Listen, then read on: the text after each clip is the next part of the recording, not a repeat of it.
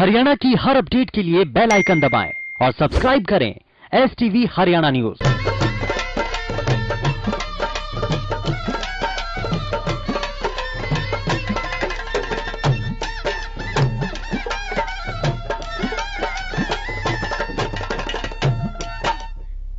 राम राम नमस्कार। हरियाणा न्यूज देखने लाग रहे सो पर मेरा नाम से सोनिया सतनी था। बुलेटिन की शुरुआत इस टाइम की बड़ी अहम खबर की गई। बड़ी खबर सारे दर्शकों का इस टाइम हम बता दें, जो कि फरीदाबाद शाम यारी से और नीलम फ्लाईओवर के नीचे भीषण आग लगी। और आपने बता दें दुकाना का लोबद हो रहा है कि कबाड़ में कसूती आग लगी से फरीदाबाद इस टाइम की बड़ी और अहम खबर। दमकल की टीम आग बुझाने में लगी और खबर आपने बताने लग रही है, जो कि फरीदाबाद शामी आने लग रही है। नीलम फ्लाईओवर के नीचे भीषण आग लगी और दुकाना के लोबद हो रहे के कबाड़ में आग लगी।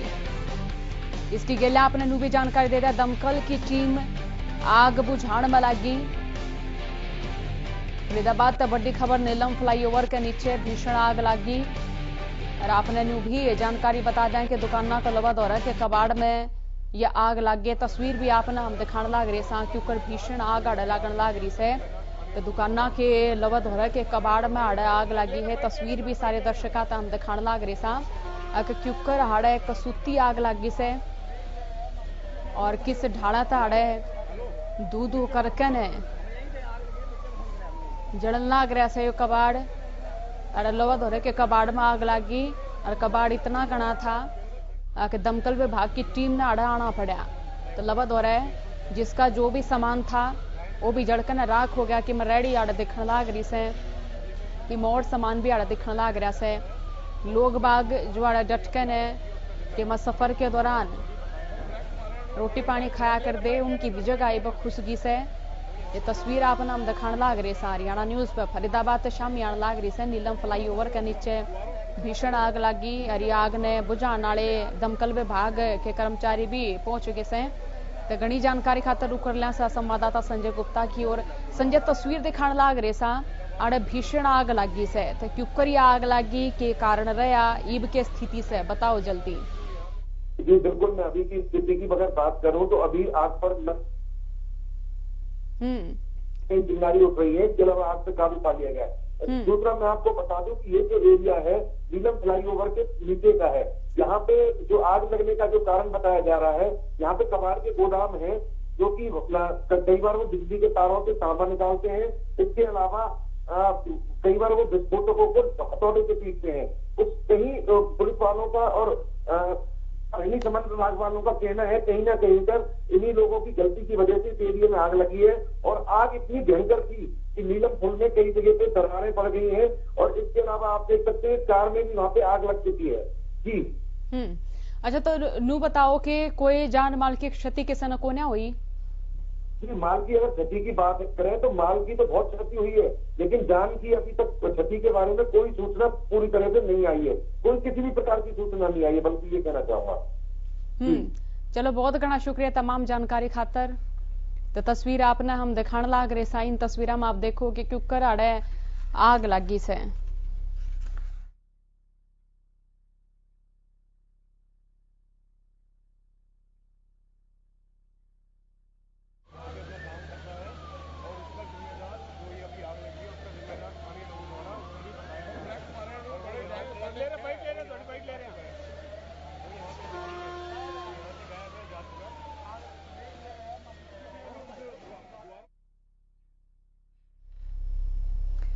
हरियाणा में जो पंचायती चुनाव से में फरवरी तो होंगे, तो इस बीच के में हिदायत होगी के में लोग बागा तय सलाह दी गई से जरा सुनो। राज्य की 6205 पंचायतों में चुनाव होना है। ये चुनाव फरवरी 21 से पहले होगा और इस सब को लेकर आयोग की तैयारियां जोरों पर हैं। मतदाता सूचियों का और वार्डबंदी का काम चल रहा है। हम जानेंगे राज्य चुनाव आयुक्त दलीप सिंह जी से कि अब सारी स्थिति क्या है। सर, ये बताएं कि पंचायतों के चुनाव ड्यू कब हैं और कब तक हमें करवाना जो हमारे लिए बाध्य है। देखिए, जब 5वें आम पंचायतों के चुनाव हुए थे वो फरवरी 2016 में हुए थे और संविधान के अनुसार 5 वर्ष की अवधि पूरी होने से पहले दोबारा चुनाव कराए जाने आवश्यक है। तो ये जो अवधि जो है ये 24 फरवरी 2021 को समाप्त हो रही है। तो हमारी उम्मीद है कि हम जो है 23 फरवरी 2021 से पहले पूरे राज्य में पंचायतों की भी, पंचायत समितियों की भी और जिला परिषदों के भी चुनाव संपन्न करवा लेंगे। तो वो फोटो युक्त जो है वही काम करेगी। अच्छा सर, ये बताएं कि सरकार इस समय महिलाओं को जो है पंचायती राज संस्थाओं में 50% आरक्षण देने की मुहिम चला रही है। हालांकि ये कानून अभी नहीं बना है। क्या आयोग जो है उसके मुताबिक अपनी तैयारी कर रहा है? देखिए, अगर सरकार द्वारा ऐसा कोई निर्णय ले लिया जाता है तो अकॉर्डिंगली जो है हम उसको वार्ड की रिजर्वेशन बदल जाती है। ठीक है, तो उस पर अगर ऐसा कोई निर्णय लिया जाएगा तो उसके बारे में फैसला कर लिया जाएगा। एक और बताएं, क्योंकि कोविड काल की बात चल रही है, तो ऐसे में जो ये लोगों के खर्चों की सीमा भी अब बढ़ी है। क्या आयोग भी अपने जो क्षेत्र में आने वाले जो चुनाव हैं, स्थानीय निकाय हो या पंचायत हो, वहां पर उम्मीदवारों के लिए कुछ खर्चा बढ़ाने की सोच रहा है? जी हाँ, ये विचार चल रहा है और मैं बताना चाहूंगा कि जो हमारी पहले वाली लिमिट्स हैं उसमें हो सकता है कि हम बढ़ोतरी करें और करीब 10% की बढ़ोतरी हम करने की सोच रहे हैं। शुक्रिया। तो ये है दिलीप सिंह जो बता रहे थे कि 10% उम्मीदवारों के लिए खर्चे में बढ़ोतरी की जाएगी। जिस तरह आप जानते हैं विधानसभा चुनाव में केंद्रीय चुनाव आयोग ने ये खर्चे में बढ़ोतरी की है। इसी तर्ज पर हरियाणा चुनाव आयोग जो है पंचायती राज चुनाव में और स्थानीय निकाय चुनाव में ये बढ़ोतरी करेगा। हरियाणा न्यूज के लिए चंडीगढ़ से कैमरामैन संजय सिंह के साथ राकेश गुप्ता। तेने डिप्टी सीएम दुष्यंत चौटाला पंचकूला पहुंचे, जड़ऊ न पहुंचकर पंजाब सरकार पर हमला बोलिया। आपने जानकारी देकर बता दिया कि नवनियुक्त हाउसिंग बोर्ड के चेयरमैन राजदीप फोगाट के पदभार कार्यक्रम में शिरकत करने पंचकूला पहुंचे डिप्टी सीएम और फोगाट का पदभार ग्रहण करा। इस दौरान डिप्टी सीएम ने कृषि कानूनों के बहाने पंजाब सरकार पर जोरदार हमला बोलकर कैप्टन अमरिंदर सिंह पर किसानों ने भ्रमित करने का आरोप लगाया। तभी दुष्यंत चौटाला ने जीएसटी में ईब के बाद रिकॉर्ड तोड़ प्राप्ति होने पर अधिकारियों की पीठ थपथपाई। तेने बड़ौदा उपचुनाव पर बोलते दुष्यंत चौटाला ने बीजेपी जेजेपी उम्मीदवार की जीत का दावा कराया। साथ ही भूपेंद्र हुड्डा पर अपने कार्यकाल के दौरान बड़ौदा में विकास निखरण का आरोप लगाया। तो वहीं कपूर नरवाल के नामांकन वापसी पर भी दुष्यंत चौटाला ने तंज कसते हुए कहा कि 1996 में डॉक्टर कपूर नरवाल ने जाना था, लेकिन वो बैठते बैठते इतने नीचे बैठ गए कि वो कांग्रेस ने वह तले बैठा दिए।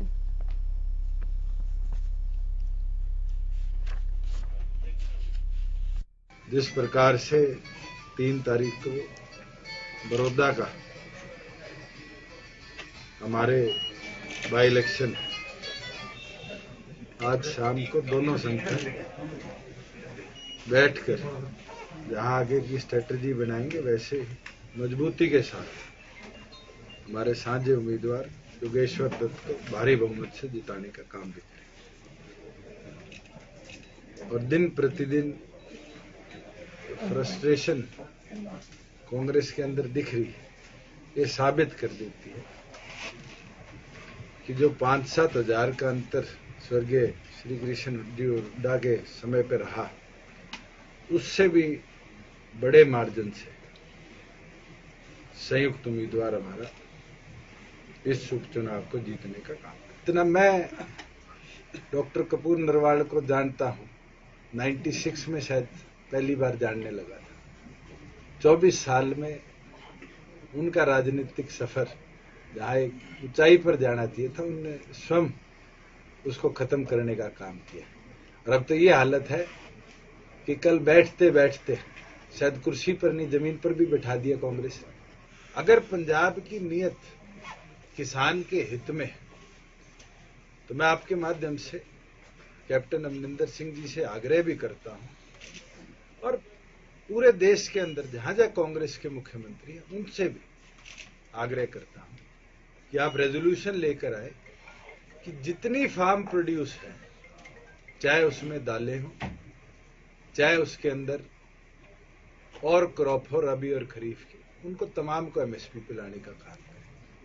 केवल मात्र कागज पे ये लिखना कि वीट और पैडी ही एमएसपी के अंदर प्रोक्योर होगी, नहीं तो 3 साल की सजा। हरियाणा सरकार आज के दिन भी प्रोक्योरमेंट सीजन में 5 अलग अलग प्रोड्यूस को एमएसपी पे खरीदवाने का काम करें। बड़ौदा उपचुनाव के बीच में सारी पार्टियों के नेता अपनी पार्टी का प्रचार प्रसार करने लग रहे, सर अपने प्रत्याशी ने जिताने की तमाम लोगों तय अपील भी करने लग रहे। इस बीच गीता बुक्कल भी पहुंची और बीजेपी सरकार पर दलित विरोधी होने का आरोप लगा। इस दौरान बड़ौदा था बीजेपी उम्मीदवार योगेश्वर दत्त पर भी हमला बोले। वह बोले कि ब्राह्मण करके हैं बीजेपी के साबित करना चावस है। उन्होंने भी कहा कि बीजेपी जात पात और धर्म के नाम पर राजनीति करे से। कांग्रेस 36 बिरादरी की पार्टी है और सारे ने गिला लेकर चल से। इस मौके पर गीता बुक्कल ने कांग्रेस उम्मीदवार की जीत का दावा किया और कहा कि कांग्रेस के राज में दलिता के हित में कई अच्छे काम हुए से। स्टेटमेंट दी है उनको माफी मांगनी चाहिए। जब उन्होंने अपना शपथ पत्र भरा होगा एक प्रत्याशी के तौर पर भी, उसमें भी संविधान की शपथ लेकर ये बात कही जाती है कि हम संविधान के अनुरूप कार्य करेंगे, तो एक भारतीय जनता पार्टी की छोटी सोच के इस प्रत्याशी ने आज अपना मजाक और बीजेपी का मजाक उड़ाने का काम किया है और बाबा साहेब भीमराव अम्बेडकर जी को उन्होंने आज नीचा दिखाने का काम किया है, जिन्होंने इतनी बड़ी सोच के साथ संविधान लिखते हुए ये कहा था कि ये बहुत बढ़िया एक संविधान है, अगर कभी संविधान में कमी होगी तो वो संविधान में नहीं, इसको लागू करने वाले में होगी। तो आज मैं कहना चाहती हूँ बीजेपी ने संविधान की, संसद की धज्जियां उड़ाने का काम किया है। प्रदेश में प्याज की कीमत बढ़ लाग रही है, इसने लेकर प्रदेश सरकार सतर्क होगी से। जरा सुनो और जानो कि प्रदेश सरकार क्यों कर सतर्क होगी, सर की रणनीति अपनाई जाएगी। नवरात्रों में ही प्याज ने लोगों को रुलाना शुरू कर दिया है। प्याज के दाम एकदम शूटअप हुए हैं। हरियाणा में ये स्थिति को लेकर क्या किया जा रहा है, किस तरह से नजर रखी जा रही है, हम जानेंगे खाद्य एवं आपूर्ति विभाग के अतिरिक्त मुख्य सचिव पीके दास जी से। दास साहब ये बताएं कि जिस तरह अन्य राज्यों से खबर आ रही है कि हरियाणा में माफ करें अन्य प्रदेशों में जिस तरह से प्याज के दाम एकदम शूटअप हुए हैं, कोई वजह आपको नजर आती है? ये तो हम मीडिया से ही पता चल रहा है कि रेट बढ़ गया है और मैंने अधिकारियों को आदेश दिए हैं कि हर जिले में वो पता कर ले कि होलसेल और रिटेल रेट कितना है प्याज का, और जितनी आवक प्याज का होना चाहिए नासिक से उतने आवक हमारे यहाँ हो रहा है या नहीं हो रहा है। ये खबर आने के बाद जो आवश्यक कार्रवाई होगा वो हम करेंगे। एक और था कि जिस तरह से पहले सरकार ने प्रयास किए थे प्याज लेने के और बाद में प्रोजेक्ट नहीं चढ़ा, अब अगर ऐसी स्थिति आती है कि एकदम शूटअप में कोई हैंकी पैंकी नजर आती है व्यापारियों की, तब क्या कदम होगा? देखो, राज्य सरकार जो इमीडिएटली कर सकते हैं वो ये है कि अगर कहीं होर्डिंग हो रही है, छुपा के रख रहे हैं और कमी बाजार में क्रिएट किया जा रहा है तो उसके खिलाफ हम कार्रवाई कर सकते हैं। और लेकिन जैसे पिछले साल हमने कोशिश किया था कि बाहर से मंगाए गए थे प्याज और उस प्याज को लाने की कोशिश किया था, उसमें इतनी जल्दी नहीं हो पाता कि इंटरनेशनल मार्केट में नाफेड खरीद के लाए और हमें दें, उसमें बहुत समय बीत जाता है। और वो बाहर से लाया हुआ प्याज वो हमारे लिए, हमारे जो ग्राहक है लोगों के लिए उनके टेस्ट का अनुकूल नहीं है, इसलिए उसको बहुत ज्यादा लोग पसंद नहीं करते थे। तो कुल मिलाकर अभी अन्य प्रदेशों की स्थिति देखते हुए हमने अभी सतर्कता बरतने के लिए या जांच के लिए अपनी टीमों को आगाह कर दिया है। जी, हमने जिला लेवल पे अधिकारियों को कह दिया है कि वो पता करें कि उनके यहाँ रिटेल और होलसेल के रेट क्या चल रहे हैं प्याज के, और उनके यहाँ प्याज के आवक जितना होना चाहिए है उतना हो रहा है या उससे कम हो रहा है। फिर उसके उस इंफॉर्मेशन आ जाने के बाद फिर निर्णय लेंगे कि प्याज के भाव को कंट्रोल में रखने के लिए क्या किया जाएगा। डॉक्टर साहब, इससे हटके एक सवाल ये है, क्योंकि धान को अब खरीदते हुए हमें 20 दिन से ज्यादा दिन हो गए हैं, एक तो ये बताएं कि कितना धान जो है हम खरीद चुके हैं जो एमएसपी पे खरीदा जाना होता है, और कितनी पेमेंट जो है सरकार अब किसानों को कर चुकी है? अभी तक हम 36.5 लाख टन धान खरीद चुके हैं। उनमें से 28 लाख टन धान हम मंडी से उठा के जहां भिजवाना था मिलर्स के यहाँ भेजवा चुके हैं। हमारे अभी तक करीब 1,500 करोड़ का पेमेंट हो चुका है, और आज हमने 7 तारीख तक जितने आईफॉर्म जनरेट हुए थे उनको अप्रूव कर दिया है। अगले 3-4 दिन में उनका पेमेंट होगा। कल का हमने लक्ष्य रखा है कि 10 तारीख तक जितने आईफॉर्म बने हैं उनको हम अप्रूव करेंगे और उनको उसके अगले 3-4 दिन में फिर उसके पेमेंट करेंगे। मुझे उम्मीद है कि मंगलवार तक हम एक 8 दिन की दूरी रखेंगे, यानी जिस दिन बिक्री हुआ उसके 8 दिन के अंदर अंदर आईफॉर्म अप्रूवल करने की व्यवस्था कर रहे हैं, और मुझे लगता है कि वो जो हमारी पेमेंट तब तक वो अपडेट हो जाएगी। एक कहीं मीडिया में आपके बयान आए थे कि एमएसपी पर खरीदने के लिए कानून बनाने की कोई जरूरत नहीं है, वो क्या थे बेसिकली? देखिए, पिछले 50 साल में देश में एमएसपी लागू है और हमारे राज्य में एमएसपी के तहत हम धान, गेहूं, सरसों, बाजरा ऐसे खरीदते रहे हैं। ये सब जो खरीदा जा रहा है, इसके लिए आज की तारीख में कोई कानून नहीं बना है। भारत सरकार की नोटिफिकेशन के तहत एमएसपी तय होती है और उस नोटिफिकेशन को मान के हम कर रहे हैं। इसीलिए एमएसपी सिस्टम को चलाने के लिए कानून बनना चाहिए ना, उसकी जरूरत नहीं है। लेकिन सरकार किसी भी चीज को रेगुलेट करने के लिए अगर एक कानून का एक फ्रेमवर्क बनाना चाहते हैं तो अवश्य बन सकता है। शुक्रिया।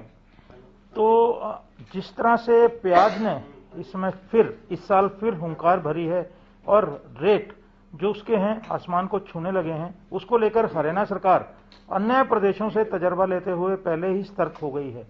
अधिकारियों को जिला स्तर पर आदेश दे दिए गए हैं कि वे हर तरह से सतर्क रहें और निगरानी रखें कि कहीं होर्डिंग तो नहीं हो रही। यदि प्याज की कीमत अनियंत्रित रूप से बढ़ती है तो तब भी विभाग जो है, खाद्य एवं आपूर्ति विभाग है, यदि पीछे से कम आ रहा है और अब यहां पर ज्यादा होगा तो प्याज के कीमतों की नियंत्रण करने के लिए, कीमतों पर नियंत्रण पाने के लिए भी कदम उठाएगी और होर्डिंग ना हो इसके लिए भी कहा गया है। इसके साथ साथ जो बात यह है कि जो धान की खरीद है वो 36.5 लाख टन के आसपास हो चुकी है और 1,500 करोड़ रुपया जो है खरीद में जो दे दिया गया है किसानों को पेमेंट के रूप में। मेरी फसल मेरा ब्यौरा पोर्टल की शुरुआत सरकार ने तो न्यू करी थी कि किसानों ने राहत मिलेगी, लेकिन किसानों ने आड़े भी राहत नहीं मिलने लाग रही है। टोहाना के गांव ठरवा के किसान महेंद्र सिंह ने मेरी फसल मेरा ब्यौरा के तहत 26 एकड़ भूमि का रजिस्ट्रेशन कराया था, मगर ये पोर्टल पर केवल उसकी फसल का 1.6 एकड़ ही ब्यौरा दिखाया जा रहा है, जिसने लेकर किसान घना परेशान हो रहा है। किसान नो कहने लाग रहा है कि वो फसल न अपने घर में रखने मजबूर से स्टोर करनी पड़ रही है। अनु बोले कि कुछ फसल तो उसने पंजाब में औने पौने दाम पर बेच दी। किसान ने मीडिया के माध्यम से प्रशासनिक अधिकारियों तो गुहार लगाई से कि उसकी समस्या का हल करा जा। मार्केट कमेटी सचिव सतीश सिंह का कहना है कि मामला उनके संज्ञान में आया है और वहीं इसके बारे में विभाग ने पत्र भी लिख चुके हैं। अगर फिर भी उसकी समस्या का हल नहीं होया तो इसने जल्द दूर करने की कोशिश करी जाएगी। और जी 5 तारीख को मेरे पास एक मैसेज आया जी, जिसके अंदर 50 क्विंटल का था। उसमें डीएफएससी ने 50 क्विंटल की मेरी डेयरी वो पास कर दी जी। पास करने के बाद में बाकी मेरी 6-7 ट्राली थी जी यहाँ पे टोहाना मंडी के अंदर, तो उसमें से उसका मॉइस्चर चेक करके बोलो आपकी ठीक है। और जबकि मैंने 25-26 किलो का रजिस्ट्रेशन करवा रखा है जी, जबकि मेरा एक्चुअल में 1.61 एकड़ का रजिस्ट्रेशन हुआ है जी। बाकी की वो जीरी मैं उठा के पंजाब के अंदर 1650 रुपए क्विंटल के हिसाब से बेच कर आया हूँ जी। ऐसा है जी, हम शिकायत अपना मुख्य प्रशासक महोदय को भेज दिया है और वो हमारा ई खरीद पोर्टल है, हम वहाँ पे शिकायत दर्ज करवाते हैं। उसके बाद मेरी फसल मेरा ब्यौरा पे जाती है, उनकी समस्या का समाधान फिर मैं आज दोबारा ईमेल कर देता हूँ, आपके माध्यम से बता दूं, और किसान को कोई परेशानी नहीं आने देंगे, बिकवाएंगे सबकी।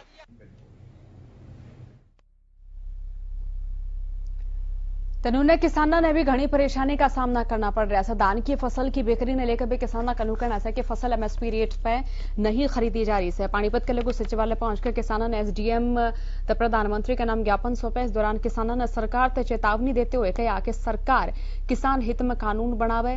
किसानों की एक ही मांग से कि केंद्र सरकार की ओर से घोषित करे जाने वाले समर्थन मूल्य पर खरीद गारंटी और फसल की बिक्री भुगतान सुनिश्चित करने का यो कानून बनाया जाए। इसके अलावा समर्थन मूल्य तक कम खरीद करने वाला के खिलाफ भी सजा का प्रावधान करा जा। किसान भाई जो किसान विरोधी सरकार है ये, उसके बारे में मंडियों में जो हमारी लूट हो रही है किसानों की, हमने बरवाड़ा में भी 25 तारीख को गए थे, वहां भी चेतावनी दी थी। अगर सरकार ऐसे ही लूटती रही तो 25 अब की बार जीरी का सीजन आधा आ चुका है, अब जीरी उठनी शुरू हो गई है। मंडियों में व्यापारी और आड़ती सेलर वाले ये सब मिलकर सरकार का इनकी तरफ इशारा है। अब किसान को अपनी मनमर्जी से लूट रहे हैं, किसान का भाव नहीं मिल रहा। अगर किसान के साथ अगर ये ऐसे करते रहेंगे आगे किसान और बढ़ चढ़ेगा। आगे तो उन्होंने बहुत सारे किसानी से भी हैं कि जो अपने बाजरे की खरीद तक परेशान हो रहे हैं। उनका न्यू कहना है कि लेट उनकी खरीद हो रही है। सोहना अनाज मंडी में भी धीमी गति तक फसल खरीदने लेकर मार्केट कमेटी ने वेयर हाउस और उच्च अधिकारियों तक दूसरी बार पत्र लिखा। इस पत्र के माध्यम से सोहना अनाज मंडी में किसानों की संख्या बढ़ाने की मांग करी गई। बता दें कि सोहना विधायक कंवर सिंह ने बाजरे की कम खरीद ने देखते हुए सोहना अनाज मंडी का दौरा कर सोहना के एसडीएम वेयर हाउस और मार्केट कमेटी सोहना का आदेश देते हुए कहा अब सोहना के अनाज मंडी में कम से कम 150 किसाना ने रोजाना फसल खरीद खातर बुलाया जा, लेकिन बावजूद इसके मंडी में किसान कम पहुंचने लाग रहे हैं। अभी तक हमारे पास 972 किसानों का बाजरा खरीद लिया गया है, जो कि 25,942 क्विंटल अभी तक खरीद हो चुकी है। जी सर, इसके अलावा किसानों की संख्या बढ़ाने की बात कही थी और मंडी एसोसिएशन ने भी ये बात कही थी, विधायक ने भी कही थी, क्या ये संख्या बढ़ गई है?